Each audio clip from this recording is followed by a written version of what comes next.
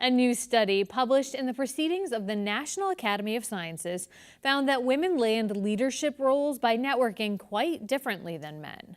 The most successful female job seekers from a top-ranked graduate school didn't just have a wide network of contacts, they also depended on a close inner circle of other women who could offer support and gender-specific job advice. For Insight, I sat down with Allison Werder, the co-founder of Women Innovators and Trailblazers, and Ina Ganguly, an assistant professor of economics at UMass Amherst. So I think this was a really exciting study. So they have an amazing data set of about 730 graduate students. And what's really exciting is that they have this data on emails that were exchanged between the students. And so they're able to construct these networks of the students. And I think this, the findings are striking. I mean, there's some findings that are not that surprising, that the students who were more central in their network were, then more likely to get better jobs. But I think, what was really striking is that the type of network of the women who did better were very different, right? So they tended to have this inner circle of women that they would communicate with a lot. And I think, it's really important that it kind of documents that. I think there's still some open questions, but I think it really, sheds some light on how women can be successful in getting jobs. Allison, when you took a look at some of the findings, did you take a look at your own network and think, oh, I do have a strong inner circle of women, or did you find something different? Because you have an MBA, you've worked in executive management, kind of covering all of these broad points that the study hits on. No, I think I agree that there were things that weren't surprising, but there were things that were very, I think, timely and representative. I agreed completely with the findings. I found throughout my career, when I came fresh out of MBA, I had one kind of network, more internal to the large company I was working in. And as you rise through the ranks, as you become higher and higher, you look for, it's a tighter network, but you have to go outside of your company, sometimes outside of your industry, because it is a smaller pool to pull from. But it's very important, and I found those women have been essential in both my career and my social and my mental health, frankly. In what way? I think there are conversations you can have with another professional woman that you maybe can't have with other people. I mean, it's not instead of, it's just different. And advice taken from someone who you feel is very much on your level in many ways is usually the best advice I get. Yeah. One of the things that the study talked about was this idea of the clique, right? Mm-hmm. And men tend to find jobs 1.5% more of the time if they have more of a broad network, avoiding this word clique. But women, 2.5 more times more likely to land this job if they're working with that. What do you think the advantages of that type of a network are? Mm-hmm.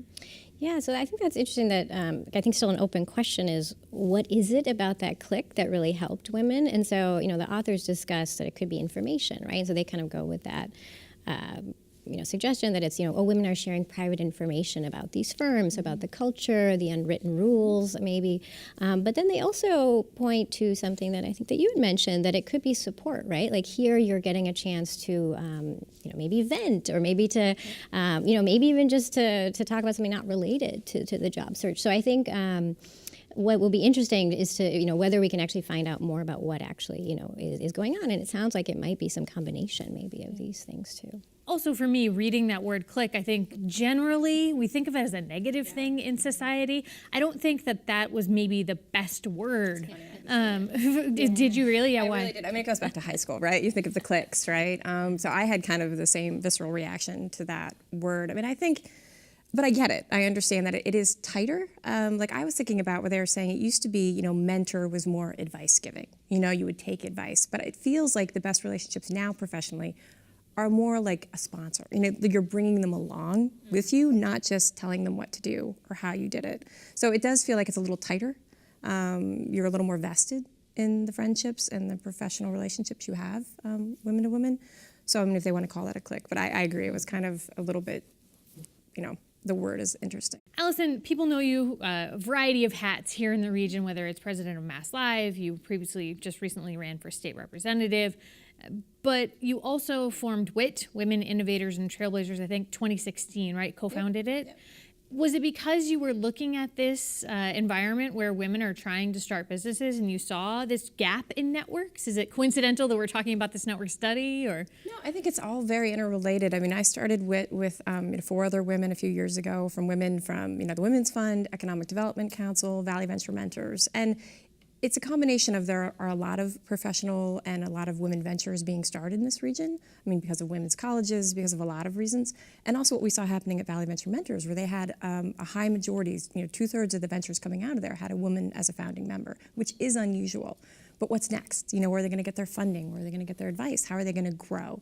And what we felt was there was a broader network needed, and that's what WIT was founded for. And it's went from 5 women at a table to over 100 members now, and it ranges from students right out of school looking at their first entrepreneurial venture to really senior level women at the universities and business trying to connect the two. So it feels like a natural extension. It's not, instead of a general sponsorship of ventures, it's just another outlet for women to look to. The study looks at educated people who are in master's programs and the likelihood of where they'll get placed in the job world, whether it's that senior, some sort of leadership position right out of a master's program. Do we know anything about the nature of people who don't have the benefit of having a master's degree, what their networks look like?